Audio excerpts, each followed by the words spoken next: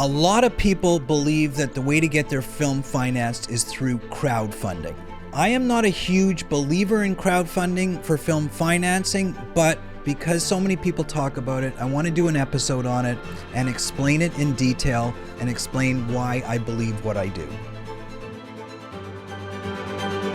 If you want to be a successful indie filmmaker, you need to know a lot about not just the production of movies, but the business. We are going to tell you the truth and reality of what really happens in the indie film business.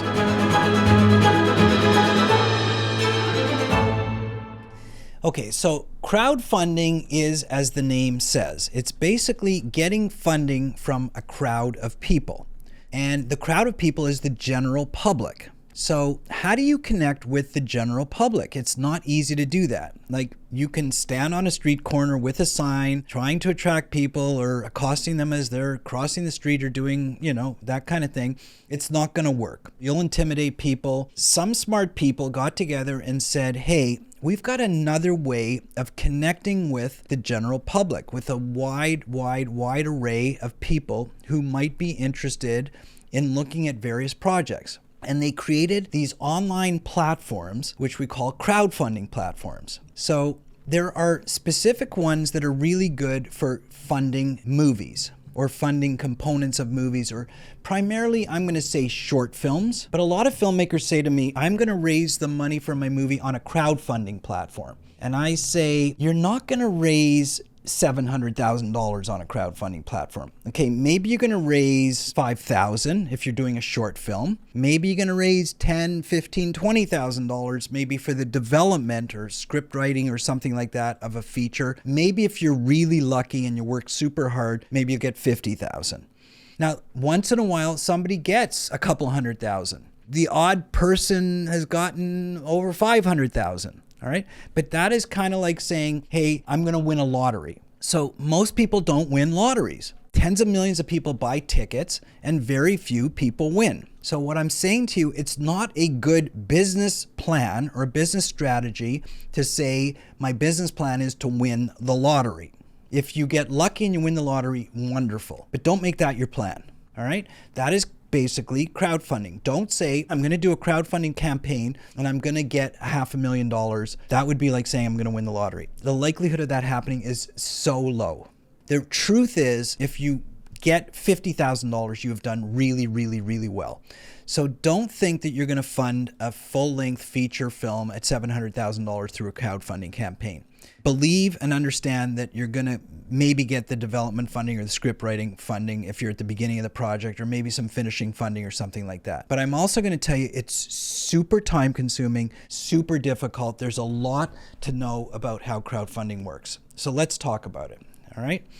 So crowdfunding is basically, you're going to do a campaign where you're going to reach out to the general public to say, hey, here's what I'm doing. Are you interested? Would you like to give me some funding? There's three sort of main platforms that people use to crowdfund for indie films. There's other platforms, but the three main ones are Kickstarter, Indiegogo, and Seed and Spark. Seed and Spark is only for artistic projects, all right, for films and plays and publishing and music, all right? It's only for art. Indiegogo and Kickstarter are for everything. Films is only one category. They also do all kinds of inventions, all kinds of new devices, things like, games and different marketing properties, all kinds of stuff. So films is only one category on those two sites. As a matter of fact, it's not the biggest category. Inventions are, and science and technology and biotech, that type of thing. But it's still a pretty big category. You can go on to say Indiegogo, Seed and Spark, or Kickstarter and create a campaign, and here's how it works. And you should check it out. You can check out each of them. I'll start with Kickstarter, all right? Because Kickstarter is still the biggest of the platforms, even though one could argue that Indiegogo was bigger, but I'll explain the difference in a minute. So let's say you go onto Kickstarter and you say, I'm going to start a campaign where I'm going to put my film up and I'm going to ask people to give me money. So the first question is, how do they give money? So on these platforms, this is what we call reward crowdfunding, and the people give the money as a donation. They are not investing in your movie. They are not getting any equity in your movie. They're not a partner with you. They are actually not even expecting to get their money back. They are donating their money to you. It is a strict 100% donation. You get the money, they give it to you, you get to use it for your project. You don't have to give them anything back. The reason we call it reward crowdfunding is because generally the way these campaigns work is that you give them a prize back based on their level of donation, otherwise known as a reward, a prize. All right, so maybe at the lowest level, maybe you're asking somebody to donate $10, and in the case of a movie, maybe you say you're going to give them a screening link to the movie when it's finished. That's going to be their reward, that they're going to get to watch the movie when it's finished. That's for $10. Maybe at $25, maybe they get a digital copy of the script. Maybe at $50, they get a thank you on the movie. Maybe at $100, they get all those things, the screening copy, the digital copy, the script, credit in the movie, and then they get maybe some other type of reward. Maybe they get to do an online meet and greet with the director. Maybe at the next level, they get some type of crew jacket or something like that. Now, I'm going to tell you, it's better not to do anything that's physical. Don't be sending clothes, don't be sending physical posters, don't be sending all that kind of stuff. It's so hard to manage that, especially when you get into clothing. It's different sizes and styles and female versus male and all this kind of stuff. So it's better to do all your rewards as digital. But as the levels go up, they generally build on each other. So you get everything from the previous level plus the new thing. And it could go up to, I don't know, $1,000, $5,000, $10,000 for maybe an executive producer credit on the movie and on IMDb. And maybe somebody is willing to do that. So you're going to set up these campaigns. When you go online, you're going to see these campaigns. And generally down the right side of the campaign is the rewards. Here's the different levels of donation that we would like you to make to our project. And here's what we're going to give you, the prize that we're going to give you for that donation. On the left side of the campaign, it's going to be sort of outlining the project that you're doing. It's going to be an overview, a sort of a synopsis of the film you're making. Then you're going to talk a little bit about your team. You're going to maybe talk about use of your funds, like when people donate, how you're going to use the funds. And you're going to talk about just other elements of when you're going to shoot and the things that you require, and just, you know, potentially some of the distribution of the genre or whatever. Just things that make people interested in the campaign.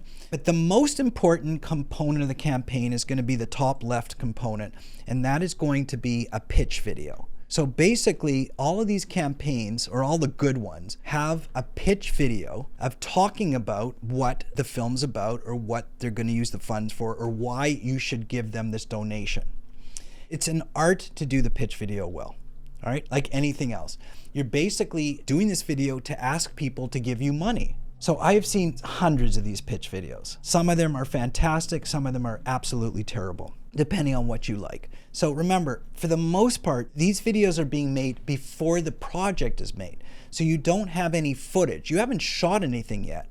So you're doing this sort of outreach pitch video or concept reel to say to people, here's what I'm going to do. So oftentimes the pitch video is the producer and or the director looking into the camera, the way I'm looking at you right now, and saying, hey, everybody, this is the project I'm making, and it's going to be really cool, and this is when we're going to do it, and here's what it's going to kind of look like. And it's a talking head, and sometimes they go and they cut to other footage. If they have anything that they've shot, they'll cut to that. Sometimes they'll cut to, say, shots from other movies that they borrowed, and we call that a rip reel, sort of a concept reel, saying, hey, this is what it's going to look like, even though it's clear it's not their movie, but they just need to show something to explain what their movie's going to look like. Then maybe they'll introduce some other people on their team. Maybe they'll introduce the actors. If they have actual footage of something they've shot, depending on what they're raising the funds for, maybe they'll introduce that as well. The videos should be anywhere from 2 to 3 minutes long. I've seen 10-minute videos that bore the heck out of me. They shouldn't be more than that because people don't want to watch too much, and you should be able to get that information across pretty quickly.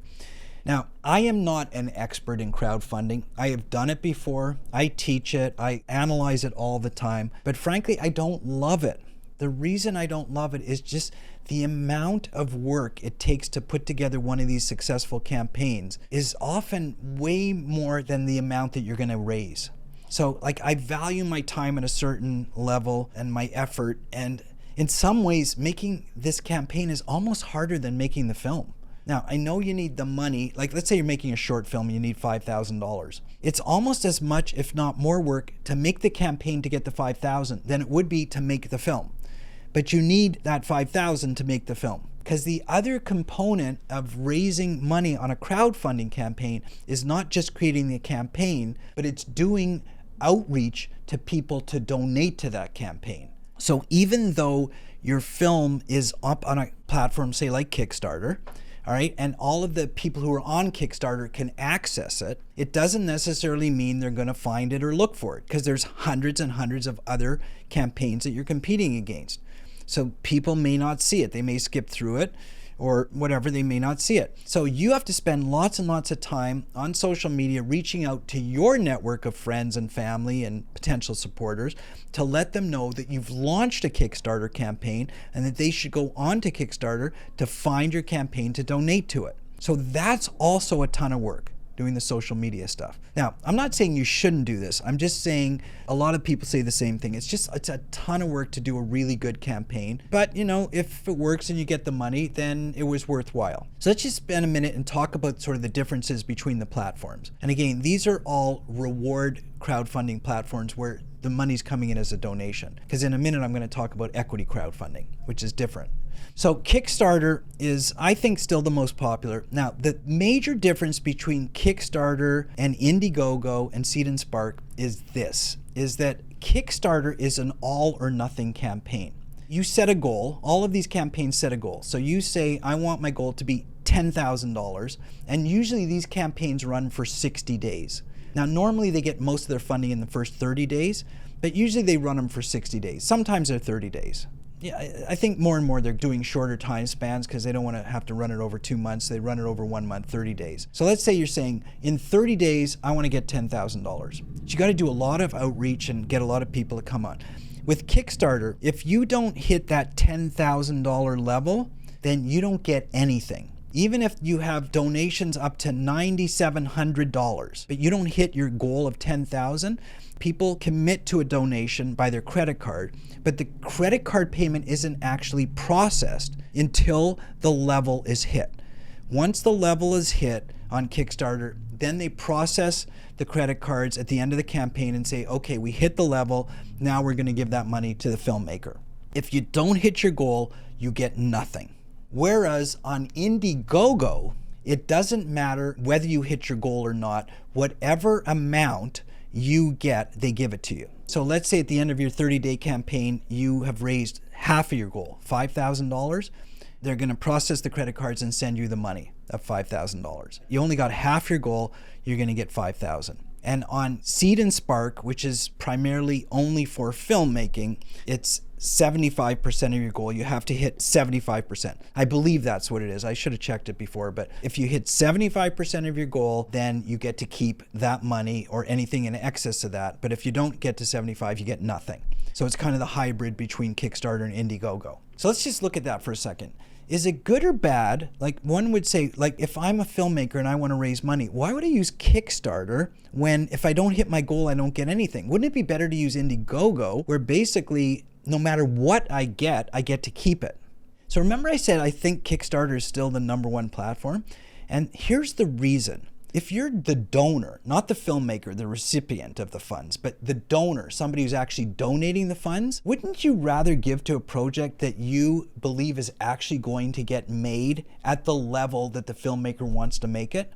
So when a filmmaker says, I need $10,000 to make my film properly, me as a donor, I'd say, yeah, I'm okay if you get $10,000 and you make your film properly, but if you only get $5,000, how are you going to make a $10,000 film? So that's with Indiegogo, basically they say, okay, here's the $5,000, but you needed 10 to make the film. How are you going to make a film for $5,000 that you needed 10 for? You're going to have to do a heck of a lot of compromising. How about if you only get 2,000? Can you even make the film? Now you're going to get the money, it's going to go to you, but you can't even make the film. So a lot of donors say, no, we're willing to give if the campaign gets its goal, because then we know that the filmmaker can actually make the proper film. And that's what we're willing to support. But a ton of business goes on Indiegogo, and I'm not saying it's a bad platform. It's a great platform. And a lot of filmmakers say, I'd rather use Indiegogo just in case I don't hit my goal. I want to get whatever I can. So I just say the challenge is if you only get a small percentage of the funds that you actually need to do your project, how are you going to do the project properly? You're going to be way too compromised. You're probably not going to do it. And Seed and Spark is somewhere in between that. They say you could probably get your project made at 75% of your budget. You'd have to compromise a few things, but we're willing to kind of go at that level and compromise it, which, one could say is a fair compromise. So all of these platforms are more or less similar in terms of their layouts, in terms of the rewards that they offer, in terms of the pitch video, the outline of the strategy and what the project is. Seed and Spark is a great platform in terms of learning because they have tons and tons of materials and kind of online seminars and things like that about how to actually create a campaign, how to promote your campaign, how to actually do crowdfunding. So congrats to Seed and Spark for putting that up. It's really, really informative. I point a lot of my students to their resources if you want to learn how to do it. Indiegogo and Kickstarter have that too, but Seed and Spark is really focused on filmmaking and the arts. You should check that out. If you really want to understand how to make a really compelling campaign that engages a lot of people, take the time to read it and really understand it, because they talk a lot about making a proper pitch video and engaging materials and what the project should be, that type of thing. So that is what we call reward crowdfunding, and it's all about donations, all right? All the funds you're getting are donations. Now, there is another type of crowdfunding. It's called equity crowdfunding. So equity crowdfunding is when you're asking people to invest in your project. So in essence, what you're really doing is you're doing sort of a mini public offering of shares of your project. It used to be you couldn't do that. The Securities Exchange Commission said you cannot do a public offering of equity of your project unless you qualify at a certain level and you have certain documents in place, and it's very, very extensive to put together a public offering, especially of a low budget indie film. There's just too much involved. It's way too expensive. It's super extensive. Lots of legal stuff, accounting stuff, reporting stuff, all this kind of stuff, which precluded a lot of small businesses, including a lot of films, from getting funded that way from sort of the general public. So years ago, I think it was the Obama administration, changed that and said, hey, let's open this up so that we can generate some more activity for smaller, independent, entrepreneurial type of people to be able to raise funds from the general public. And they allowed these companies to create crowdfunding campaigns where they could sell equity in a project. There's some big platforms that basically allow you to go on and instead of donating your money, you're investing your money. Now, to invest, you have to be what we call a qualified investor. So you have to be able to demonstrate. So if you want to make an investment on, say, a movie on one of these platforms, then they're going to ask you a lot of questions about who you are. They're going to ask you basically your asset base, your net worth. Do you have the ability to lose the money? Because they need to qualify you, because this is in some ways a form of gambling, right? Investing is gambling, really, at the end of the day. You're hoping that what you invest in is going to generate a return on investment, but it might not. It might lose all the money. So the administration wants to make sure that people understand that it's gambling, and they want to make sure that you can afford to gamble at the level you're gambling, meaning you can afford to lose that investment. They don't want tons of people putting up their life savings and their pension funds and all this kind of stuff to gamble on these very super high risk investments, thinking that they're going to become millionaires. Because the truth is, an extremely low percentage of these things are successful. Most of them fail, which I hate to say, but that's just business. All right. So the SEC says, no, we'll let people gamble, but we have to qualify them to make sure they can afford to gamble. I mean, they should do this in casinos too. I don't know why they don't, but it would be too onerous to ask everybody to fill out questionnaires before they walk into a casino. So that's what they do on these equity crowdfunding platforms. So you have to qualify, you have to be a qualified investor, and if you are, then you can buy into an investment in a certain project. And so there are many films that try to raise, and they don't go for 5,000 or 10,000. They're going for 3, 4, 500,000, even several million. All right, because there's so much work involved, and these are bigger films, and they want to get financed at a much higher level. So I am not an expert in equity crowdfunding by any means. I've looked at the sites, I've explored them, and they're very interesting, and I think that in some cases, there's opportunities there. I think that people, like the general sort of donor base out there, is not, if they're going to invest in a film, I'm not sure they're looking at a crowdfunding platform to do a significant investment. And I don't know what the lowest number is. Maybe it's $100 or $1,000 or something like that. But when you're asking, say, the likes of Uncle Charlie to maybe invest $100,000, I don't think he's going to do that on a crowdfunding platform. I think you're going to have to go pitch him directly and say, hey, Uncle Charlie, not only do I want you to put in 100, I need 5 of your friends to each put in 100. That's a different type of pitch. That's a personal investment pitch deck that we talked about a few episodes ago. Crowdfunding is reaching out to everybody, people who you don't know and never will know. I mean, people from all around the country, around the world for that matter, who just see your project and say, hey, this looks kind of cool, it looks kind of interesting, let's take a piece of it, see what happens, maybe it'll amount to something, probably it won't.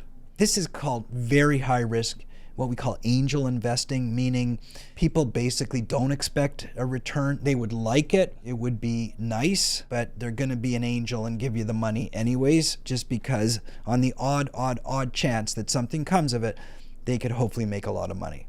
So I don't know what the success rate on equity crowdfunding has been. Obviously on reward crowdfunding, it's been relatively good because it's been going on for decades now, and people keep doing it, and I guess lots of people enjoy it. I often ask my students, how many crowdfunding campaigns have you done? And most people kind of put up their hand a little bit and say, well, I sort of did one. I said, what do you mean you sort of? Well, it was a lot of work and I kind of didn't finish it. Did you launch it? So some people have launched it, right? But launching it, like I say, is only half the battle. Then you got to drive traffic to it. And then when you do the analysis of sort of who is donating, and this is back to reward crowdfunding, so donor-based crowdfunding, you kind of look at the rewards, right? And let's say it's $5,000 campaign.